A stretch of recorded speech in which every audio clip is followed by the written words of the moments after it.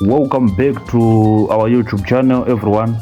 Today we are diving into the shifting political landscape in Southern Africa and what it could mean for President Mnangagwa and ZANU-PF in Zimbabwe. As we look around, we are seeing a trend that might have felt impossible just a few decades ago.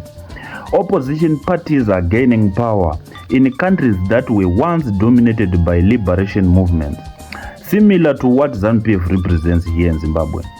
Botswana, Zambia, and now even Mozambique experiencing waves of political change. And these are not isolated shifts. They are happening across the entire region. So how could this wave of opposition around Zimbabwe impact Mnangagwa and ZANU-PF's hold on to power? Is Zimbabwe facing a new political isolation?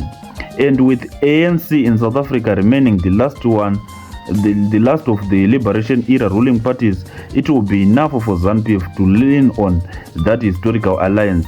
Let's get into it. So section 1, we want to talk about the changing landscape of Southern African politics. For the longest time, Southern African countries shared similar political DNA. The liberation movements transformed into dominant political parties that ruled their nation for decades. But we are witnessing a gradual dismantling of that legacy. Zambia set a precedent with the United Party for National Development and Opposition Party overtaking the long-lasting and standing Patriotic Front in 2021. Botswana followed, with opposition gaining traction after decades under the Botswana Democratic Party, and recently protests in Mozambique are questioning the Frelimo's party's credibility amidst allegations of election rigging. So these shifts signal something crucial. People across Southern Africa are craving change and transparency and accountability. Liberation struggle credentials are no longer carry the same weight they once did. Instead, economic development, youth employment, and governance are what voters prioritizing now. So, section 2, let's talk about this. What this means for Mnangagwa and ZANU-PF. Now, how does this growing regional opposition affect President Mnangagwa and ZANU-PF? Let's break it down. Firstly, Zimbabwe is at risk of becoming politically isolated, with Botswana, Zambia, and potentially Mozambique all embracing opposition parties. ZANU-PF might find it increasingly challenging to maintain regional alliances. These neighboring governments may adopt policies that construct with ZANU-PF's stance on government's transparency and electoral practices. There could be increasing diplomatic pressure on Zimbabwe, especially if opposition-led governments in the region start voicing concerns about political freedoms and human rights. Secondly, the concept of regional influence could come into play. Regional governments often inspire each other, and if opposition movements continue to take root in Southern Africa, this could embolden Zimbabwe's opposition. Citizens are likely watching these transitions and seeing that change is possible even in long-standing political systems. It becomes harder for Zambia to keep claiming that the only liberation movements are capable of governing when its neighbors are proving otherwise. So, section 3, how the ANC fits into this picture. At this point, the ANC in South Africa remains the last major liberation era ruling party in the region aside from ZANU-PF, but the ANC itself is facing challenges.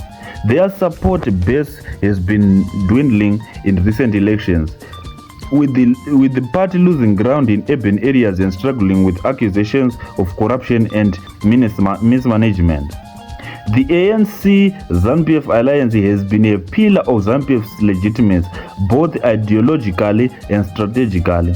Historically, ANC and ZANU-PF shared the liberation struggle and even received support from each other. But if the ANC continues to lose influence or potentially loses power in the future, ZANU-PF may lose one of its biggest sources of regional legitimacy. And here's the biggest question: even if the ANC manages to stay in power, will they still see the same value in supporting ZANU-PF? With South Africa's own issues with political change, the ANC might be forced to change its stance to keep up with the shifting mood of the people. This could weaken the ZANU-PF ANC alliance, or at least pressure them to adopt reforms. So section 4, let's talk about economic and diplomatic implications. We also need to consider the economic and the diplomatic impact. This shift. Opposition-led governments in the region could push more democratic norms in their trade and diplomatic relations. They may encourage democratic reforms as a condition for closer relations with Zimbabwe, potentially affecting trade, investment, and regional integration. Furthermore, these new governments may engage in new reforms-oriented alliances that exclude Zimbabwe, effectively isolating ZANU-PF even more. This isolation could impact everything from trade to regional security coordination. If Botswana or Zambia align more with Western governments in pushing for reforms or democratic values, Zimbabwe might find itself facing indirect pressures that could weigh on ZANU-PF's policies. So, growing internal pressures in Zimbabwe. With the opposition taking hold in the region, we can also expect more internal pressure in Zimbabwe. The citizen is not blind to the changes happening in neighboring countries. They see Zambia's leadership bringing economic stability. They hear of Botswana's reforms, and they watch how even in Mozambique people are demanding fair elections. This regional wave could intensify calls for reforms within Zimbabwe. So younger voters are now more aware of how other countries are progressing, and they might demand similar changes from their leaders. This could fuel Zimbabwe's opposition movements, who will capitalize on this external success to rally their supporters and press for a stronger push against the status quo. So, in conclusion, Zimbabwe's path forward in changing Southern Africa.